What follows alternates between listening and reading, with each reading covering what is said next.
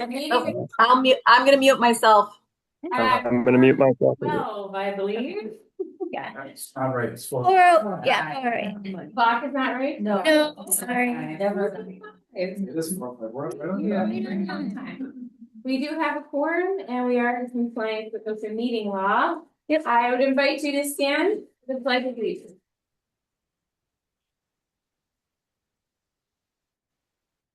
I pledge allegiance to the flag of the United States of America and to the republic for which it stands, one nation under God, indivisible, with liberty and justice for all. Just wanted to be a move. No, I just want this is wrong. All right, we're up to the public comments. It appears we have 3. And Becky Steinbach, would you mind timing for me? Yeah. Have your phone handy right there. I'll give you Can I a ask what second. some board members that are on? So Christy's on, Galen's on, and Mark Peterson is on, and there's no public on Zoom. Okay, thank you. And Galen, just for your information, we are missing Brittany and Paula tonight. Very good, thank you. All right, are we ready with the timer? Yes. Thank you, Becky. Okay, Evelyn Asbell is first. I've got some comments about the sticker situation here. The LGBTQ labels currently used by our library are what is described in library speak as a prejudicial labeling system. They are clearly a judgment of a specific segment of our community by a group that sees themselves as having a higher moral authority. Public libraries are intended to be for everyone, and when being operated on a best practice model should be free of any endorsement of one belief system over another.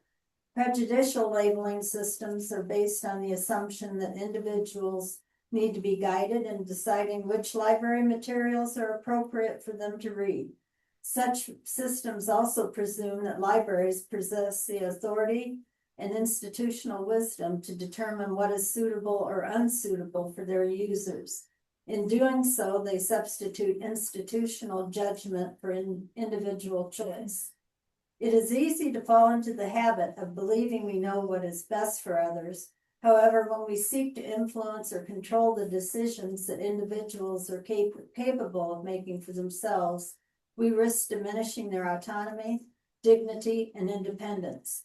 Respecting individual freedom means recognizing that people have different backgrounds, values, and interests, that they are best positioned to make their own informed choices. Efforts to control access to information, even when well-intentioned, can foster resentment and erode trust. As the American Library Association states in labeling systems and interpretation of the Library Bill of Rights, prejudicial labels are designed to restrict access based on value judgment that the content, language, or themes of the resource or the background or views of the creators of the resource rendered inappropriate or offensive for all or certain groups of users. The prejudicial label is used to warn, discourage, or prohibit users of certain groups of users from accessing the resource. Viewed in this light, prejudicial labeling is not a neutral informational tool, but a mechanism that discourages independent decision-making and limits intellectual freedom by encouraging others to make value judgments on behalf of the library users. We now have a tiered library card that enables parents to designate what their children can check out. That option renders the labels completely unnecessary. I would encourage the library board to vote to terminate the use of the LGBTQ labels in our children's collection. And the next one is Mary. Okay, well, I'm not as well spoken as Evelyn. And I haven't been in the library as long as others. One thing I enjoy about it is it's a safe space for all. But when I learned about the stickers, I talked to some people in the LGBTQ community, and they didn't feel like the stickers made it a safe space for them. They likened it to having to wear the sticker on their forehead to be marked so that other people could judge them. I used to be a compliance officer in banking. I did that for many years. But I can tell you that after speaking with Becky about our policies, and if this, it's against our policy to have the stickers. And by keeping them, we violate our own policy. Now in banking, that would get you fines of hundreds of thousands of dollars. But I don't know who regulates the library, so I would just warn that in a lawsuit situation, that's the first thing they're gonna know. So, thank you. Thank you. All right, and third is Katie Brennan. Well, yes, hi, 16 months ago, I woke up and my vision was gone. It was, not gone completely, but it makes, enough of a handicap for me, so I can't really read very well anymore. And I was hoping that there could be a program where an adolescent could read to someone like me, just for 15 minutes, and I'm gonna pay them $5, and just because I love reading, and I have lots of lovely books, and I have to kind of plow through, one paragraph a day. And I just thought how nice it would be to have a program for adolescents to help people like me. It wouldn't have to be an adolescent, it could be it's a year-old. So I just thought I'd put that out there. Thank you, Katie. All right. Thank you all. That concludes our public comment. We had no questions asked at the last meeting and no communication or correspondence that has not already been. Okay, moving on to minutes from the June 24th meeting, which are in your packet.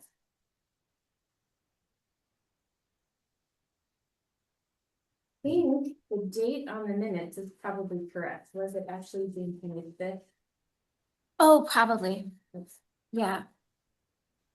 Did I Wrong forget on to the update? agenda, not on. That's okay. Yeah. It's correct. Yeah. Yes, okay. Okay, Galen did provide these ahead of time. If you have any questions or concerns, I'd like to hear them. Otherwise, we're looking for a motion to approve.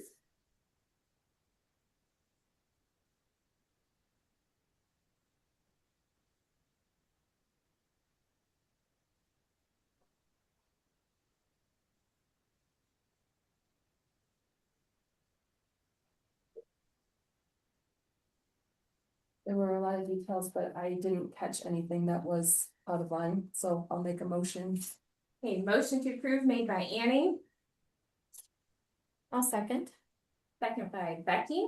All in favor, say aye. Aye. Hi. Opposed, say no. Motion is carried. All right, for your information tonight, we are going to fly through the reports. We have other things to focus on and places to be. So, treasurer's report, I thought it was awesome. Jeff, any questions from the rest of you regarding his layout? I love the color coding. It will not always, See. it will not always be in color. I decided Just online though. it will be color online, but I thought that the first month deserved the beautiful colors. So, yes, it's very lovely. It's gonna cost more for the copy machine. It does, yes. So 1 month, you get it in But color. if you look at it ahead of time, Yes. colors should make it. Just a couple of items that I have adjusted on this. One is that I did go back and include all the interest earned on the CDs. So that had, so the ones, even though that had been included in past years, I added that in just so you see the current totals. And then I did cheat a little with the one that renewed. Because technically it renewed on July, it was in July, even though the report only goes to the end of June. So I figured since it matured in June, I should include the renewal in there. And as a former treasurer, I think it's an awesome report. Good job. And I have online banking too, as well, so that I can actually compare. that Very good. information. Any further questions for Jeff? All right, thank you, sir. Mhm. Director's report was supplied via email. Hopefully you got a chance to read Becky's good update. Any questions for her? Becky, anything you needed to add? No, just if you ever wanted to use the microfilm machine, now's the time. It's spiffy and working well. Great. Love it. Yep. And the staff meeting minutes are also included. They all looked in order to me, except for the one line that said, we have a combative patron. What's going on there? She's kind of been a problem throughout the county, and the police know who she is, and she came in and kind of made a scene twice in a couple weeks. The last couple times she's been fine. Good. But it was bad enough that my staff were nervous, so I did call over and I spoke with, who's the new chief? Oh, I gotta get used to this. Yes, I spoke to Blaine Peterson and he knew exactly who she was, and we just wanted to give them a heads up, and he told us if there's ever a problem, don't even call the police, just call 911. Okay, So yeah, but it has been fine. good, good. So Any other questions regarding staff meeting minutes? All right, thank you for providing those. And then CERC report. Yes. yeah, we're back to kind of usual, but we're high because it's summer. All So- three of us looks great. All three of us looks huge, so we're good. Made me happy to see that. Yep. Wonderful. All right then, and do we have a representative from the front page? No, and they didn't even have a meeting this month, Okay. but they are aware of the project and ready to talk about it in August. Okay, very good, and Emmett, are you to represent Pratt? Right ahead. Okay, so what's the new? We had our 100 books program kicked off on July 6th. So we have a handful of signups already. I did check that for maybe a week though now, so there could be more since I last looked. But nobody's turned in a sheet yet, but they're like 10 books a sheet. So it probably, I mean, it's a tenth of the program. So I'm expecting it would be a little while before we get those coming in. The Friends group agreed to help support any of the funds that we need for prizes and stuff. And so a huge shout out to them. And then also the pool, the Aquatics Foundation agreed to offer some passes as prizes for the program too. So thank you to the community, the Friends and the pool for all of that. The teen advisory committee also hosted a movie night last week Friday out here on the lawn, and it sounds like it was amazing. I wasn't able to make it for that one, but I'm jealous of everyone who did because it sounded like it was pretty awesome. And I helped set up the projector and everything, and it looked like it was going to be a fun night. So we had quite a few people attend that one. I think it was very well attended actually. So hopefully we can do something like that again in the future. But yeah, it was really amazing. And then looking forward, just to put it out there, our next meeting is going to be, I believe, Monday, August, I think that's the 17th at 5:30 here in the community room. And we're going to do an event that Tuesday. Yeah, or Thursday. Now I'm second guessing myself. But it's about geocaching. So we're going to share that with the community what that program is. It's kind of like, I guess like maybe I'd say scavenger hunt type of program. And we're gonna spend some time building our own geocaches to hide in the community so that we can just give some people things to do while, we still have some nice months here. So yeah, that's our chat report. So thank you. Awesome job with the teams, Emmett. That's impressive. And you have a job here now, I understand? Yeah, so I'm the team intern for the How's summer. that going? It's been a lot of fun. It's great. I today learned how to put some books in circulation with Evelyn, so that was a lot of fun. That's your job. He told me today he could run the whole library. I'll bet he could. I'll bet he could. All right. Fridays, the donuts, get a box of donuts a little cheaper, you might wanna. Just saying, All right. Supposed to be in the paper today too. Yes, there was a nice Yes, I article saw in the that. paper. Yeah. So great job with that. And we're up to number 7, the library renovation project. Becky, did you have anything specific here? Or No. You just want to wait and. I just wanted to mention that we got the final numbers in and it comes to about 180, and I was advised to do about a 10% increase. So I think we're just gonna go for a rounded $200,000. It's a nice round number. It'll cover hopefully the whole project. Yeah. And then and I didn't even give you guys that stuff because I figured the subcommittee can dig into it. So, yep, if we make one. Okay. Okay. All right, we are up to And old business, discussion action on the LGBTQ label on children's material.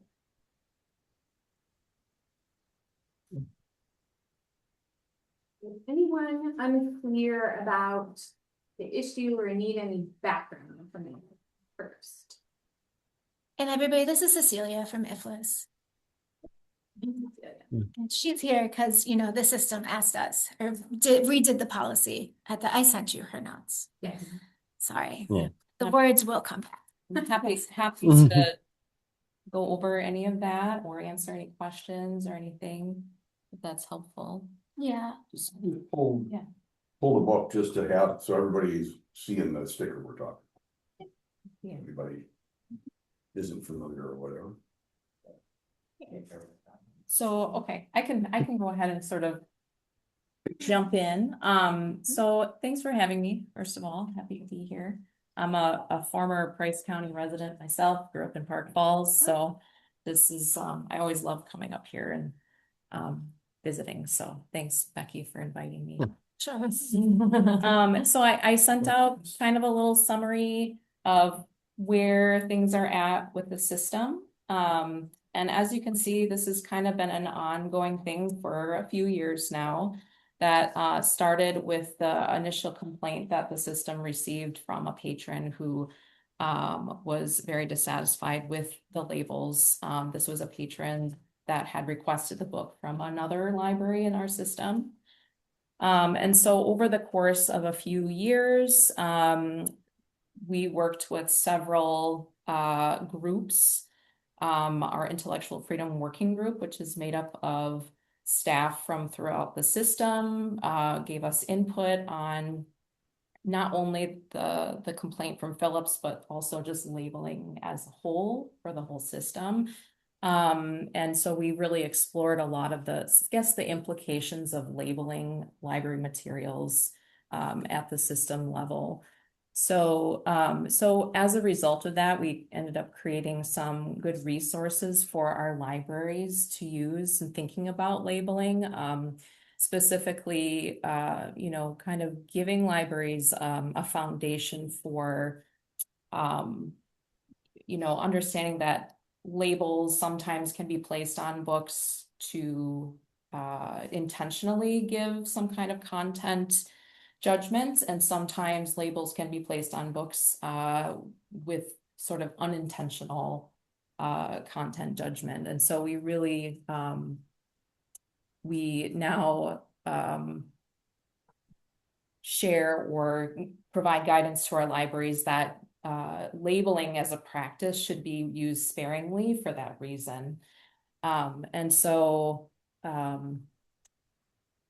after that, the group also worked on some additional policy things.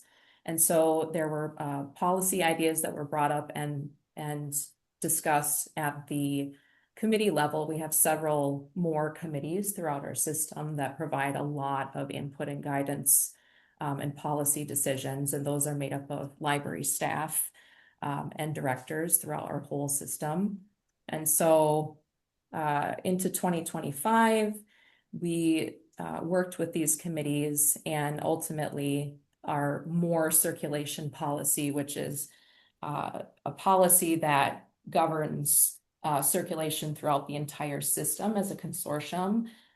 There was additional language added to that policy that talked about labeling, and I included that in the summary that I provided to you.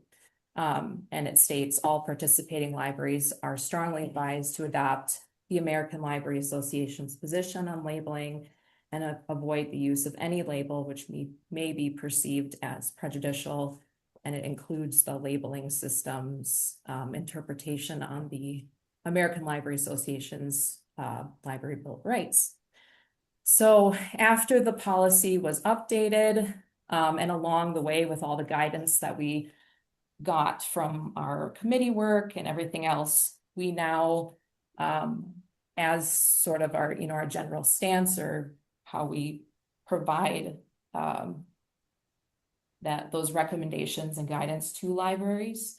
Now our stance is that those labels, no matter where they are, should really be avoided, especially if they could be perceived as prejudicial. So we do have one other library in our system that uses LGBTQ labels, although for a slightly different reason than is used here at Phillips.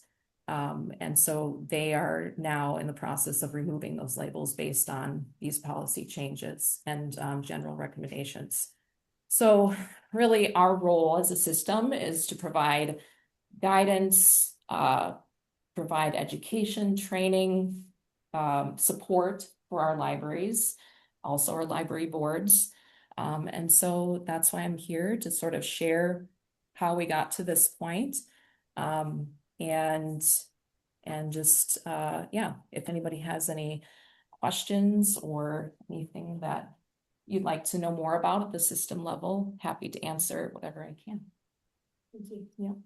Anyone have a question for Cecilia? I do, Mhm. why, there was another library in the system who said that it has a labeling system. Huh. Why did they change, do you know? Why did they decide to remove the labels? Yes. Is that what you're asking? Good question. So it was basically in response to this change in policy. So you know, we knew that they were using LGBTQ labels. And so based on all the work that our groups and committees have done and the general guidance that we have as a system, we worked with them to kind of talk about their use of labels and help them come to the decision that labels should be. So it was not Yeah. any legal action or anything like that, that was being sought after or anything like No, that? no legal action, no. And General guidance from, So you said know a different reason for the labels. yeah.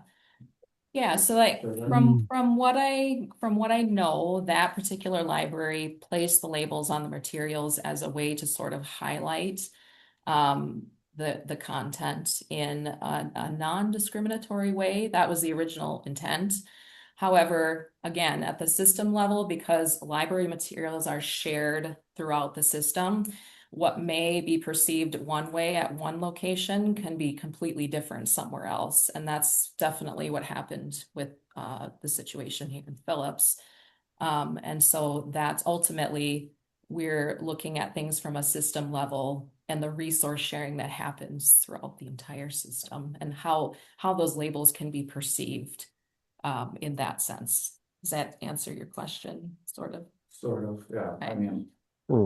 A label, I mean, again, it's the label has no motive, other, you know, obviously it's just an object, and I guess. It's hard to tell what anyone's motives are, you know, especially when you're talking about a board, and it was like, everyone board member has their own motives, so. I you know, I find it a little hard to say that that was not prejudicial, whereas Phillips was, and I wasn't on the board. I'm not saying in either direction, but it just seems it's all in the eye of the beholder. And so I just questioned that where you say Phillips was and this other one wasn't, and so, but. Based on my conversations with that director of the original intent of those labels, that's what I know. Okay. Yeah. Yep. I do have a question Well- slightly outside the realm of the label itself, so I'm not sure if I'm a subject matter expert for this, but for example, the book that was passed around, how is a book determined for a certain age group, or, you know, like sort of what's the background for how a book ends up in the library in the first place, if you don't mind? Becky, do you want to talk about that? Well, sure. So the age levels are done, I think, at the publishing stance because we're not really determining the age levels of any book. So, you know, when we're looking them up on Amazon, there is an age range. And of course, your different vendors have different ages, but it usually falls pretty close in. And then we buy them based on reviews and lists that we get from the system. IFLA sends out a really great list every month of good children's books that they recommend. And Linda walks up and down our shelves and says, oh, we only have 3 books on koalas. We need another book on koalas. So we buy a book about koalas. And then we bring it in and we look at it and make sure when it gets here that that is the appropriate age level. But So Yeah, does generally that in answer your terms of question? appropriateness, for example, it's pretty well vetted through more than just like a librarian saying, this is a good book for us. Oh, sure. Yeah. Yeah. Yeah, so we have professional lists that we're using, and we use, ranking systems on different websites. And a lot of times we look at if it's owned by other books in the system as well. I try to take that into account. I find it kind of funny because I only opened the book just to look inside, and so I know nothing about this book or what it's really trying to get to, but the page that I saw was a girl who was getting her hair cut, and she said something to the effect of like, but I'm a boy. And I immediately identified with that, especially at that age, so I find it interesting. Because I remember being a little kid who had short hair and constantly got confused by people and like accused of being a boy. So we had a lot of conversations about gender even at a young age.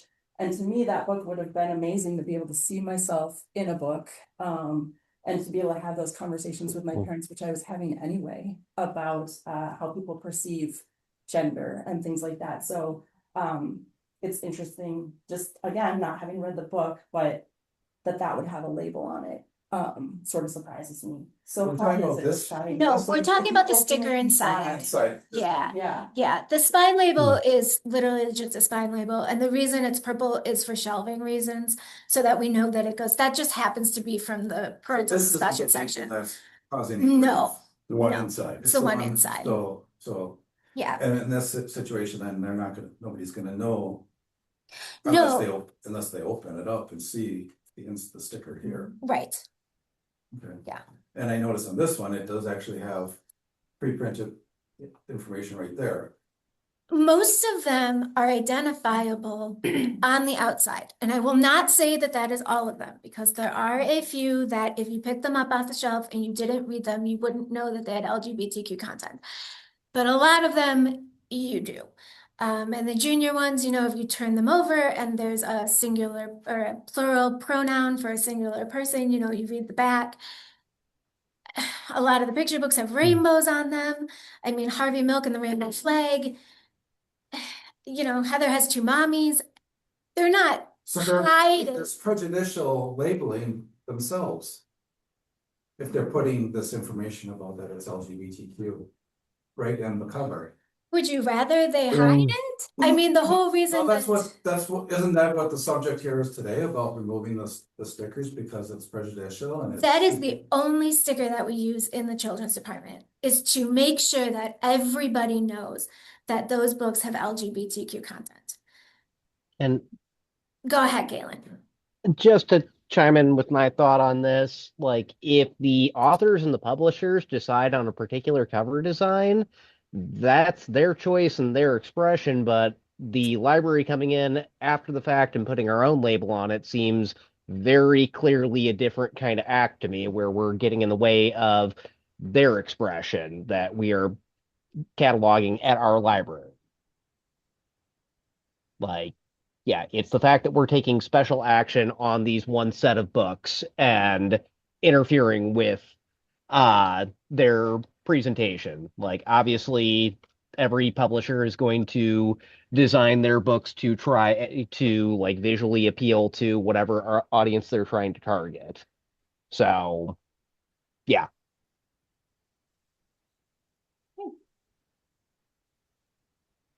I would just reiterate, if I can, that what Galen was saying aligns with what we as a system recommend to libraries now about labeling, because it's when the library places a label on a material, we really need to be thoughtful about some kind of possible judgment of the content that could be made about the material. And it's not just these LGBTQ labels, it could be any sort of label, and even some labels that are more like genre labels can also kind of go in that direction sometimes. So we've also looked at or helped other libraries sort of look at their labeling practices in general, in addition to the ones that have the LGBTQ labels. But generally speaking, we really strongly recommend that libraries are very careful about labeling, so that It's not, it's a wayfinding tool. So the labels can be used to help people find the materials that they want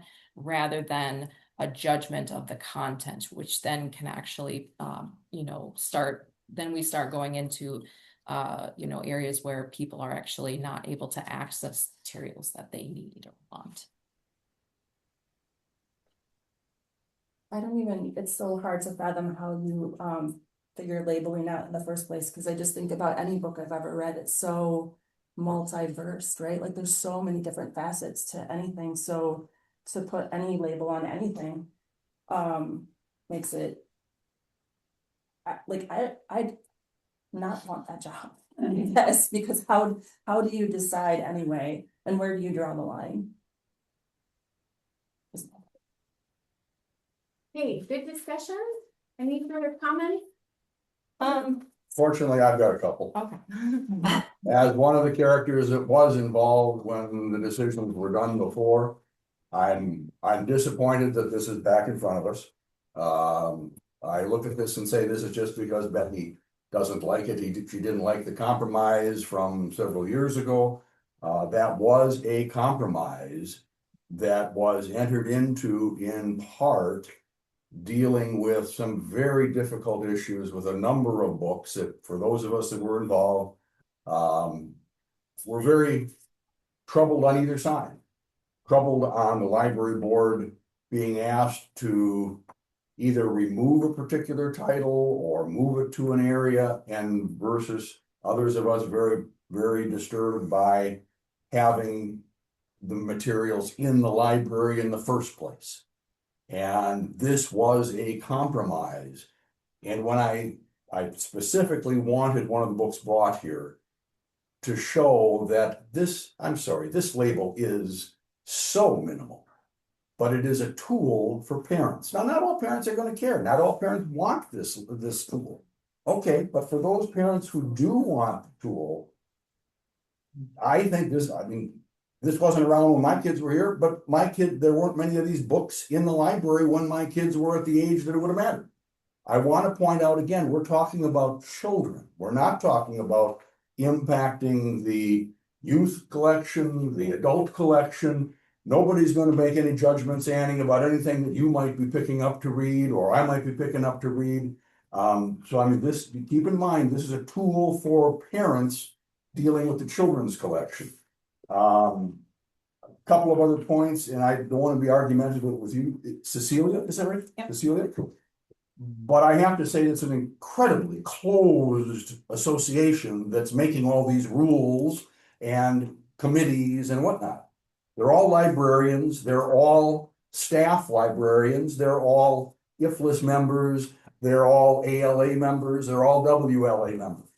And there were no parents that I'm understanding that were involved in that. There weren't any outside groups that were solicited to come in and provide some information. Now, some of these outside groups are radicals, and I'm not suggesting that every outside group that has any interest in this issue should have been in there, but it would have been a good idea to have some. Obviously, many of the librarians are parents as well. I understand that, but it would be good to have some concerned parents that aren't librarians that would be involved in that.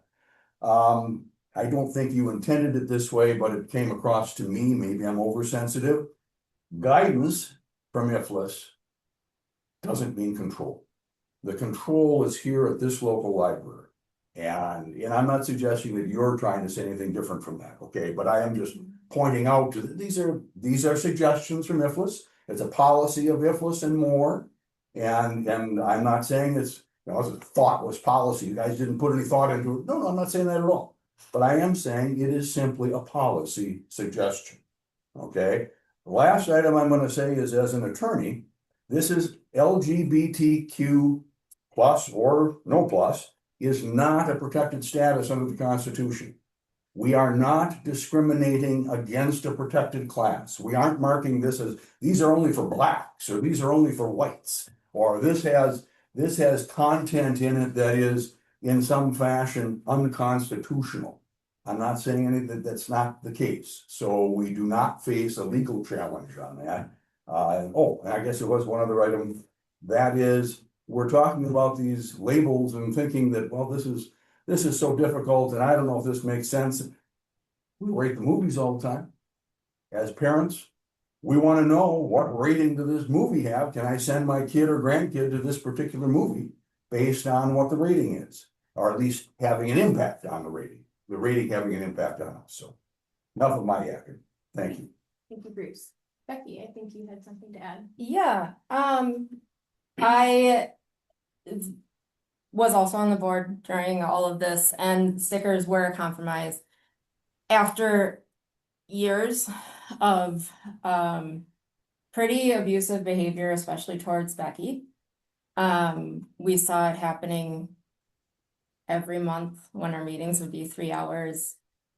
And at times they're pretty aggressive people, pretty upset with the choices. That being said, the labels were warnings. They were not meant as wayfinder devices. They were meant to say, parents, hey, careful, there's gay material here. And that in and of itself lends itself to the issue of a judgment. I am bummed that we ever put stickers in there. I wish we hadn't.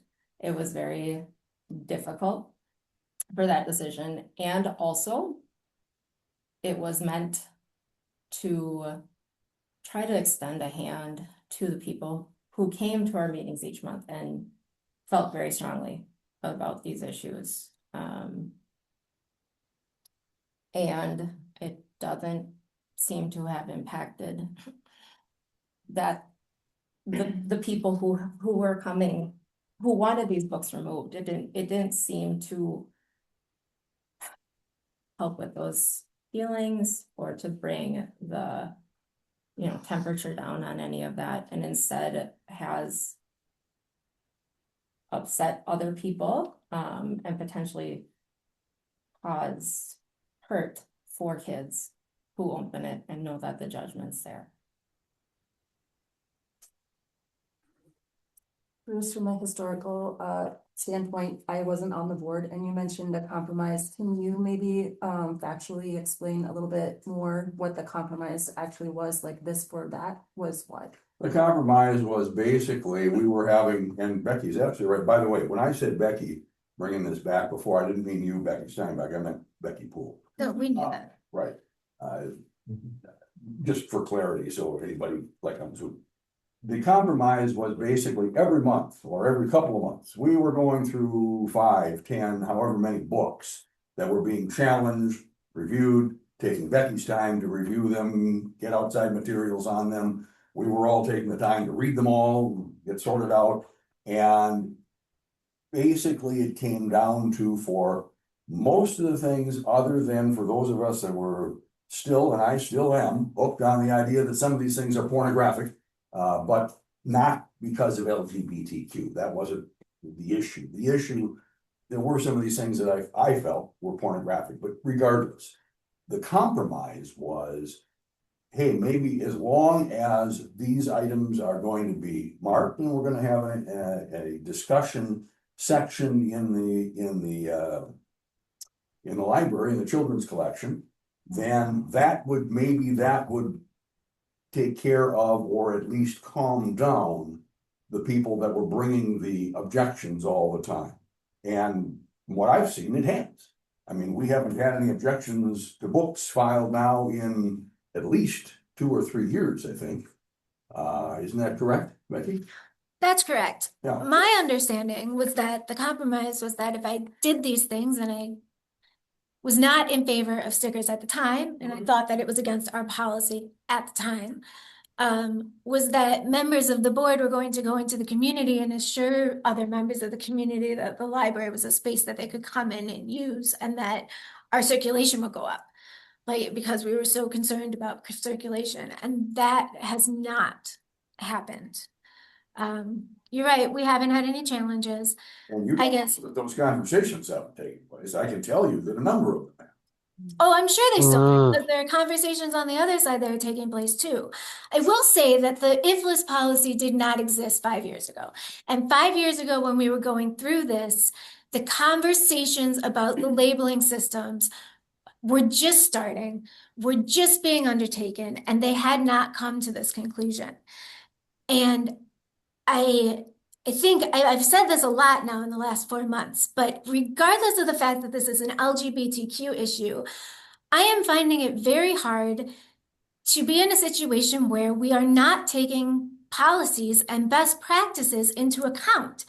And I know that there are board members who disagree with the American Library Association and who disagree with public libraries. And Fox News says that we're dens of inequity and people in the community are buying into that and whatnot. But I really don't see how it's functional for me to be the only library in the system that is using these labels. There are towns that are more conservative than us, smaller than us, that don't have these labels in their library. Park Falls is 30 minutes north of us. They don't have these labels in this library. They have many of the same books in the library. They had a backpack that you could check out that was how to come out to your parents. They were not attacked by that. I mean, I am flabbergasted on how many times I have brought letters from the DPI and from IFLIS and from everybody to this board and say, this is not the way that we're supposed to function. And it makes my job very hard. I was trained to do this. I go to continuing education every year to keep up with these trends. And my thoughts are, it's my job to come back and let you all be aware of all the trends and know what all the trends are, and then do the library in accordance with these trends and policies. I mean, the Phillips policy says that we don't put stickers on our materials, and it did 5 years ago, and I don't know how it didn't have any weight back then either. We had the discussion at the time, changing the policy, but we never got around to it. That discussion was brought up at the time because you pointed it out at the time. As it was standing then, we should follow what we have and what we've decided, and the policies that I've written are written based on the guidelines of the profession. One of the things I think is interesting, I asked about compromise, I wasn't here, but I get to teach a class about compromise at work. And the hard thing about compromise is it becomes you or me, like someone's gonna win and someone's gonna lose. So if we stick to this conversation about yes labels or no labels, and we only look at it from that place, we're gonna keep butting heads. Because for very real reasons, we on either side have reasons why that either hurts us or it feels good for us. I think that as a library board, we need to kind of like rise up out of that issue and think about what is our common goal? And I think our common goal is to make sure that we have circulation in this library, which means potentially letting go and following the policy as it's written and not thinking about it as like the fight actually over what the label stands for, but we have to be thinking more about like, what's the importance to our community? And it is getting them in the door. And we have guidance from IFLIS, which is just guidance, that's fine. But we have a policy that we've written. And in both of those cases, those are facts that we can sit back on. And so from my perspective, like it or love it or hate it about the actual stickers, we have guidance. And I think that we would do ourselves a service in this community, a service to not think about it in terms of this particular sticker, but how do we just think about the bigger picture? So from my perspective, the compromise, if there is one, is, to just kind of put this part behind us and do the right thing and follow our policy.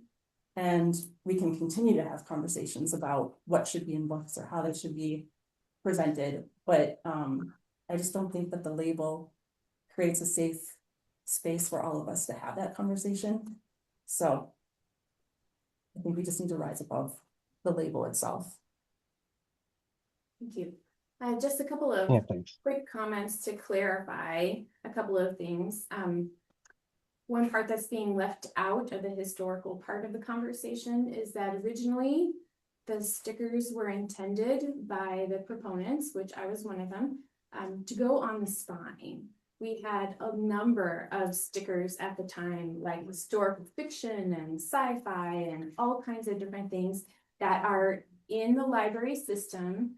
When you look up something in the computer card catalog, the information that pops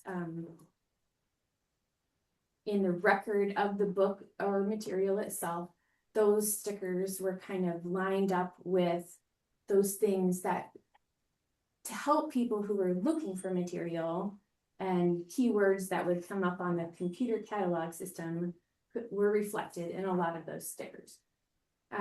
That was the intent, that along with all those other stickers we had, just to put one more on there because it would serve two purposes. It would give information for people looking for these books.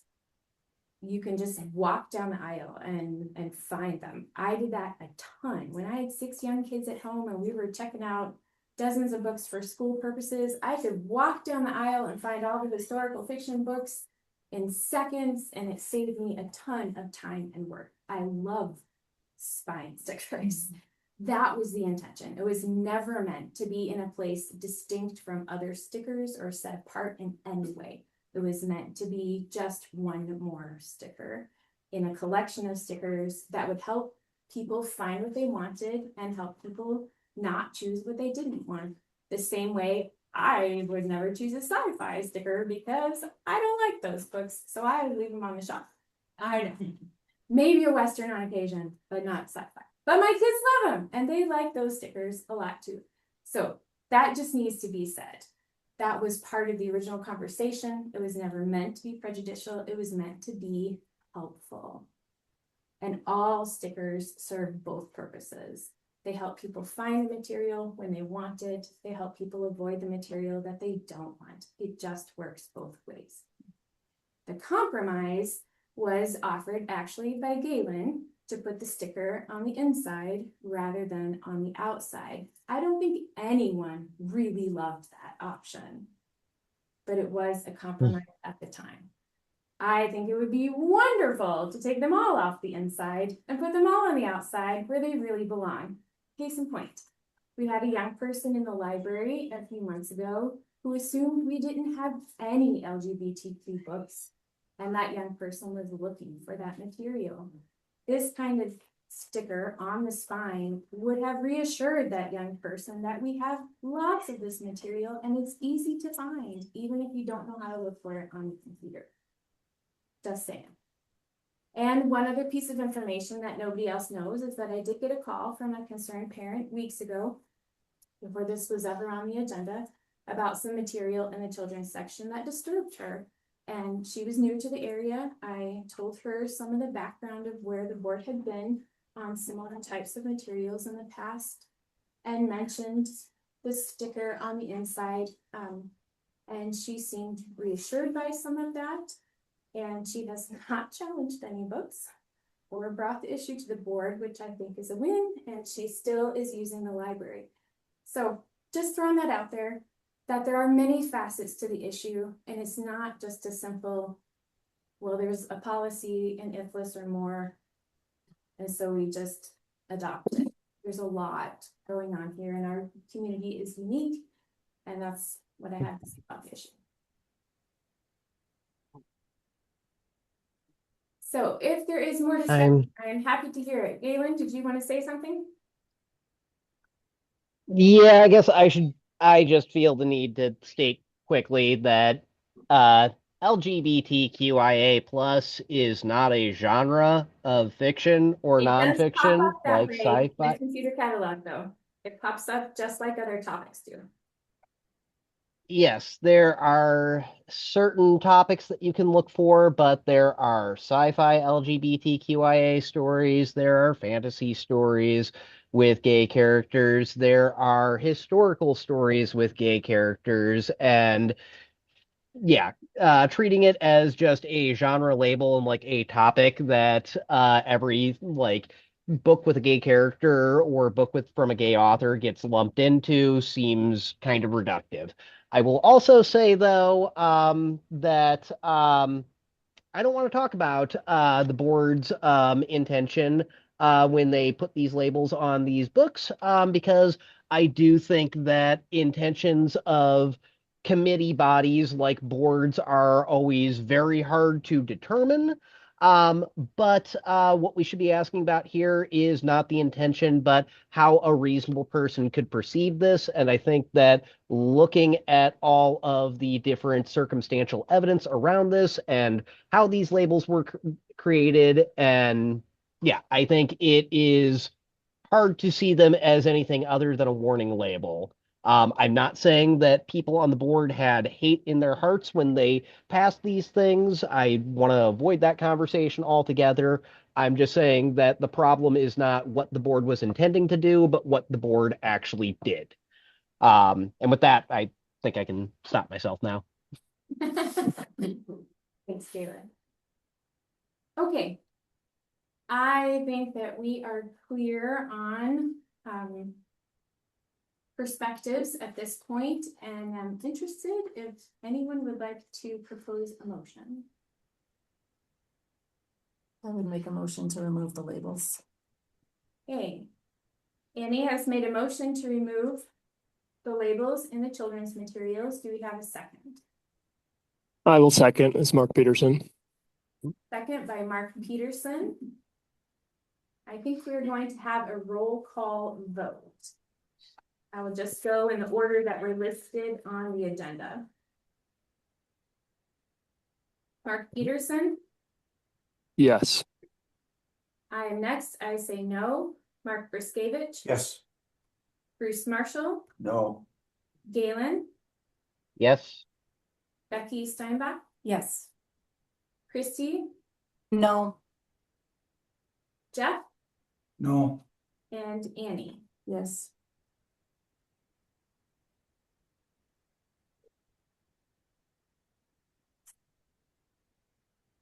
I believe we just deadlocked, if I count that correctly. I think it's fine. No, it should be 5-4. 5-4. I did not count that correctly. Thank you. So the motion passes. Hmm. With a good discussion. All right. Action and discussion on the lighting. Okay, hang in there with me because I know that my scribbles are all over this page. So 2 days after the last meeting, a local electrician came in and fixed the light that originally. So what we actually need to do, because I wasn't aware that these were newish fixtures, we do not need all new fixtures. What actually needs to be done is there is currently a ballast in every single one of these lights. We do not need the ballast. So the ballast needs to be removed and then the wires need to be rewired so that we don't need the ballast, basically. So that, and then, so I gave the local electrician until the end of July, like today, before the meeting, to give me their own quote and estimate if they wanted it done. They did not. So I think that that's fine. So then I called this guy and I said, all right, this local guy said that this is what needed to be done. Was that your option A or option B? Or did you give me something different that you thought to be done? Okay. And he said, no, that was my option A. And I said, fantastic. I think that's what we need to be done. So option A is, and if you look up at the top, so it's $6,690. We get reimbursed by Price Electric and by the Wisconsin Focus on Energy. That's what they're called. Okay. Yeah. We get reimbursed $19.79. We have in our capital line right now for 2026, which I don't really have earmarked for anything else, $16.86. So what I would be asking from the board would be that $3,024.75. I asked this electrician, does that include all of the light bulbs? And he said yes. So I thought you guys might want to know the approximate cost of all of these light bulbs if I were to buy them. And the light bulbs came to 1980. So what we're actually paying the electrician for all of the work is just over $1,000. So again, like that 1980 would be money that I would probably spend over the next 4 years anyways to replace all the light bulbs. And he would be putting in like a frosted white one, so they'd look real nice.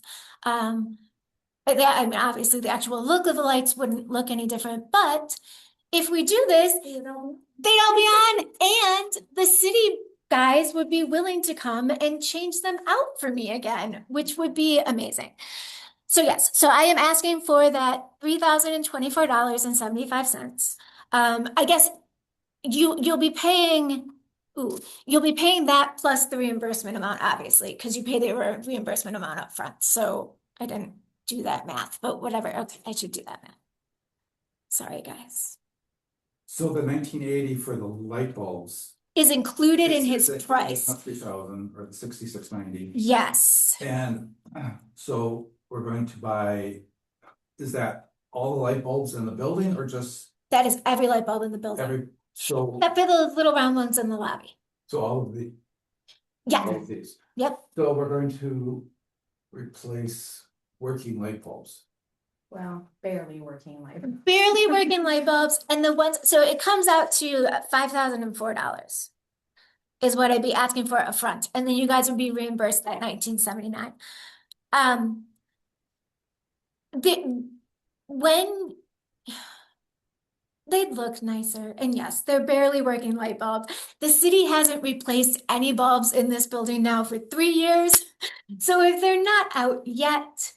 Plus we're replacing them all with LEDs, and not every bulb that you're seeing right now is an LED. About half of them are fluorescents. I think the LEDs are the nice kind of bluish color and the fluorescents are the kind of yellowish color. And to get the reimbursement, we probably need all LEDs. Yes, yep. So Becky, I'm not sure that's right. what do you mean? Well, I'm in favor of doing it, Okay. but I don't think we can say they're barely working light bulbs. Oh. They're working fine. The bulbs that are working are working. Sure. This isn't like the old style fluorescents that you had to start to blacken and they start to fizz and whatever. If they're working consistent, if you look up and they're lit and they're not flickering. Right. They are perfectly good bulbs that we should not just trash. That's my comment here, is they are an asset to be sold. Okay. And if we have like 75 of them or however many we have, I think we need to keep track of those. I'm not an electrical guy. Mark Peterson may very well know if you're still on there, Mark. I thought T8 lights, which is what these are. They have been changed out from the original big old fluorescent bulbs that were in here when this place was built. I believe these are T8, what's referred to as T8 bulbs. And I thought that meant they didn't have a ballast, but the electrician is saying they do. Either way, ballasts have to be disposed of, and that's an environmental issue and whatever. But I would just say we should make sure that we get our bulbs protected. And the lights that we're using right now do not need the ballast, but currently they're using the ballast because of how the fixtures are wired. So you buy bulbs that are crappy job when we changed them over. That's really what they're saying. Well, sure, 2004 you were supposed to use a ballast because they were all fluorescents. Right. Now you buy bulbs that can work with either a ballast or not, but it's better to get rid of the ballast. So that's what we would be doing. And one other point. Yep. Careful. There are choices for what color you want. I don't know what the right color is. Ask the staff, ask the patrons. There are at least 3 bases, very bright, medium, and kind of goldish. And so it's not just an automatic what He told me that they would be the white and they will be the frosted, so they won't be direct. Yeah. And that's what the electrician suggested. Okay. So yes. I will make a motion to approve this plan, option A, with money from the board coming from the building maintenance and improvement funds for $5,004, expecting a reimbursement of $1,979.25. With the request that any bulbs that are still usable by the library be stored and used as replacements in the future. Well, they can't be. Yeah, they can. Well, they can't. Some of them They- are they- LEDs. Some of them Some are. of these are LED. Yeah. Okay, You can use them in the armory, look at that, have the city look at it, and see if maybe we could use them in the armory. Yeah. Yep. So we're gonna replace the LED ones as well. I think it's good to just start off with a Yeah. clean slate and have, if the electricians come to do it and we're paying for it, just let them do the whole thing. Keep any bulbs that are good. Send off to somebody else any bulbs they can use somewhere else. And some of them aren't the frosted ones, and when you stand underneath those, you know that you're standing underneath one. They're really bright. Did you say you're getting a credit from Price Electric for this? Yes, we get a credit from. Isn't this normal? from- or is yes, this from Excel Price Energy, don't you pay Excel Sorry, Energy it's for- Excel. It's Excel. It's not Price Whichever one Electric. we're- Yeah. We get a credit from Excel and we get a credit from, yeah. Sorry. Yes. From the electric company, whichever one sends me the bill every month. Okay, the motion is seconded by Bruce. Any further discussion? Okay, all in favor say aye. Any Aye. opposed say no. Motion is carried. It, All right this then. is Mark Peterson. Sorry, I must be going. My students are getting out of their session, so I'm off. Thanks, Mark. Mark Thanks, Mike. and Galen, you can reflect in a minute. Oh, and the clock is wrong. That Mark Peterson 5:06. left at 5:06. Thank you. Perfect. Thank you. Gonna get me every time. All right, July bills. I didn't think there was anything weird. Jeff, did you see anything weird? You weren't there, you weren't here. when they- No, but I mean, you looked it over, you thought my numbers were good? Yeah, we're good. Just making sure that the numbers match. Yes. The copier bill is huge, but I looked back and we had not written them a check in the last 6 months. So those invoices are still very, That was like Yes. 2 months. I so think, or two. So I looked back and I really tried to find that we had paid them so that I could say, no, we don't owe you this much, but I think we do actually owe them that much. And I apologize, their invoices are notoriously hard to track. Bruce and I were working on that right before he quit or stepped down from being our beautiful treasurer. So maybe Jeff and I can track that a little bit together and see if we can figure out what they're actually doing. Sure. Cool. It'll be fun. No. All right, but anyways. Spreadsheets. Yeah. Okay, so we are looking for a motion to approve the bills to the tune of $3,208.14 above the line. And $832.31 below the line from the board fund. I'll make that motion. Motion made by Annie. Do we have a second? Second. Second by Mark. B, Fruskiewicz. Mark with a K. All in favor say aye. Aye. Aye. Any opposed say no. Motion is carried. Oh. Just sign that. Very good. A subcommittee for building project fundraise. At this point, I'm interested in anyone who is willing to volunteer to be on the subcommittee. I'm also interested in anyone who would like to nominate someone they think could do a phenomenal job on this subcommittee. I'd say we need at least 2, 3 or 4 would be preferable. Are we asking the friends as well? Do we want? That is a good question. I think it's a good idea. I am not sure what our bylaws allow for. Oh, that's true. Or a subcommittee? Can we join? Well, technically it'd be just a committee, but Are you talking about a committee just, you've got two kinds of committees. You've got Yeah. a subcommittee of the board. Or you have an ad hoc building committee, which would Could seem to include be others. the way that you might like to go. Yeah. ad hoc committee for the study of special problems shall be appointed by the president with the approval of the board to serve until the final report of the work for which they were appointed has been filed. These committees may also include staff and public representatives as well as outside experts. Okay, so we are looking at an ad hoc committee, Yes. not a subcommittee. Okay. So I will start with people not on the board. Becky, are you aware of anyone in the Friends group or of your staff who would be interested in being part of this? I haven't asked anybody yet because I wasn't sure that I wanted to make sure that we were gonna move forward with it before we did it. So I can send out, I'll tell Krista that we're looking for volunteers. I'm sure we'll get at least one from the Friends. I mean, yes, I'm sure there'll be at least one friend. Staff in the room?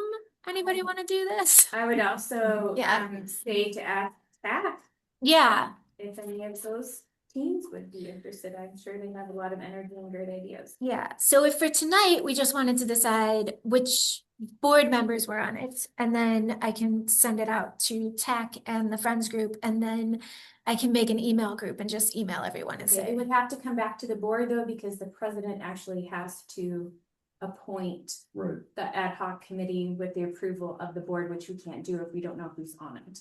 okay, so I will do gather that names before of next, interested before parties. August. Yes, Yeah. but I am interested at the moment. Annie? Yeah.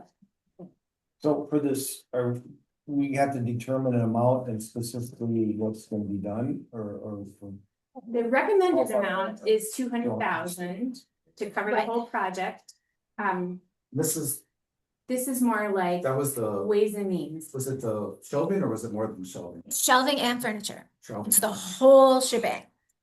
I know, yeah. So, Keep in mind, library materials, whether it's books or furnishings or whatever else, is made to withstand a lot of wear and tear over the long haul. So a bench or a couch is going to cost a great deal more They than at home. don't do planned obsolescence like everything else. Not gonna see. Yeah. well, and we haven't replaced anything since 92 when the building was built. So this stuff lasted us 35 years. There's no reason why this, I mean, I'm in this. yeah, I'm never doing this again. So we're gonna do this and then person Yeah, after we're me all can not do it. happy. Yeah, no. Poor Mr. Marshall was around for both. So can I have one or two other volunteers to join the ad hoc committee? Please. I was hoping. I'll use my ringer gun. Can I ask a question here? It would seem to me that along with you making the appointments, both of board members and, because you appoint all, okay?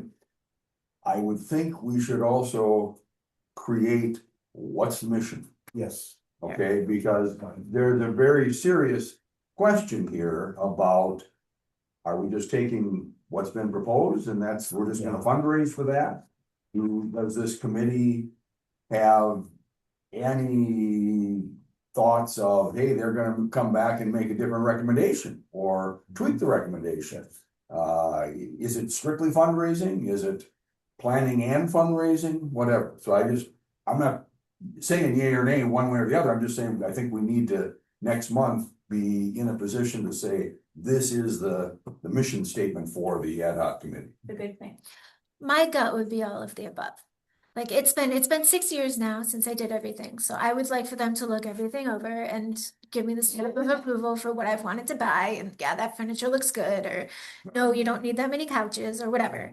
Right. And then yeah, fundraising and planning and Okay. maybe even helping us put it together. By the time you send out materials for the next meeting, Becky, can Yes. you have something drafted for the board to look at along with Yes. people willing to serve? Yep. We have one more board member who'd be willing to be on the ad hoc. Well, Mark Peterson left the meeting, so. Yeah. That's how he gets to leave. Yeah. I tend to think, well, I won't do that to her. I think Paula would be amazing, but she gave us a list last time of all the different boards she's on, so. That's true. You could ask her though, Yeah, we between here and there, and just. well, and we can ask Mark too. Yeah, I mean, you left before we did this, so we might as well ask. Brittany too. Yes. The other part, for whatever it's worth, is just because somebody's not a member of the ad hoc committee doesn't mean that they can't potentially participate. They just don't, arguably, they don't have a vote. Okay. Yeah, I'm expecting you to walk to every business Right. in the city, Mr. Marshall. I would help even if I don't. See, Absolutely. It's my turn, something, I'm sure. Okay. Thank you, that's good to know. Okay, good discussion. No vote Another required. thing I just want to mention real quick is, we had our annual shareholders meeting for our industrial group. And they have this other economic development group that has no money. And my industrial group's gonna give the economic development group some money. And I intend to subscribe to something called Grant Watch. I think it's just, you know, and so I'll try to look at things from, I don't know how it works or anything. I haven't really subscribed to it yet, and. But That's not the same thing you No, said. it's not, but I wanted to subscribe, but I didn't want to use our money because it's expensive. Well, Yeah, it's $250 a year. yeah, And I might just. It's a lot better than the one we did. I know, but Yeah, and I might just maybe go a couple months just to see how it is, if it's, you know, because it just might be just everything all out there. And so their email. I don't know how good it access actually anything. is, you know, but it's gotta be easier than you trying to personally, use all your personal time to try to figure out how to find these things on the internet or other foundations and things like that, so. I see how it is. Right. Okay, any further comments about the ad hoc committee? Very good. Do we have any questions written? No. I see none. I think so. Very good. Any board members have new business to discuss at the next meeting? Becky, can you give us a heads up if you have any new business in mind? I mean, I think that we're just gonna we'll dig more into the, I'm not doing anything in August. So no, I think it should be short. Okay, That's the plan. date and time for the August meeting. Is everyone around the 27th? When does music in the park? By then. By then, so we can go back to 5. Although I really liked being at 4. No, thank you. All right. So 8:27. Well, thank you guys for today then. At 5:05 is the plan. I think, And in this, correct? yes. All right, one moment before I officially dismiss. No, not the right word. Close the meeting. Wave my magic wand. I would like you to just indulge me for a moment. I have a letter for each of you that I'm going to pass around. I know it's irregular, but the circumstances are definitely irregular. I'm going to try my best to read it. If I get choked up, Bruce has agreed to take over for me. Dear Phillips Public Library Trustees and Director, as some of you have probably heard by now, my husband is sick. A few weeks ago, on our trip to his father's funeral, we both caught a cold. I got better, but Christian just couldn't shake it.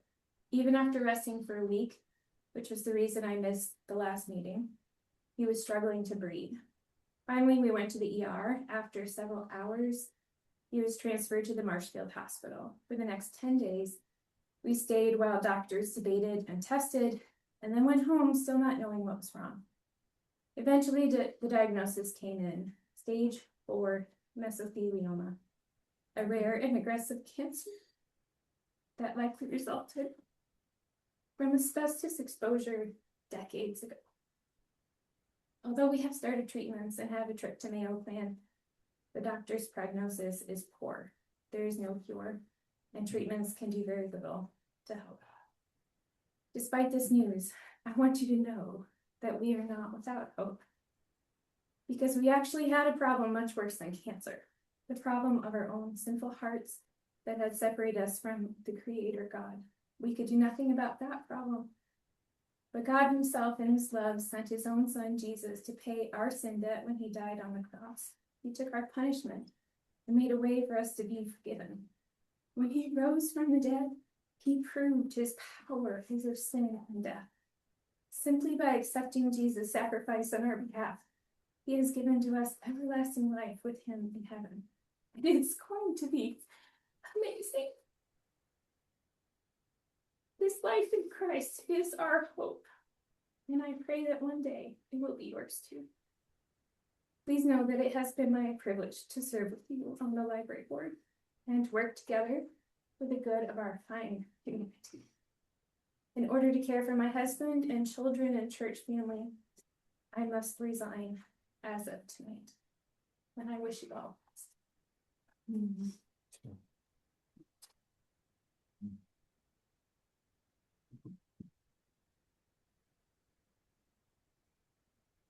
Thank you for the letter. Thank you for making your way through it.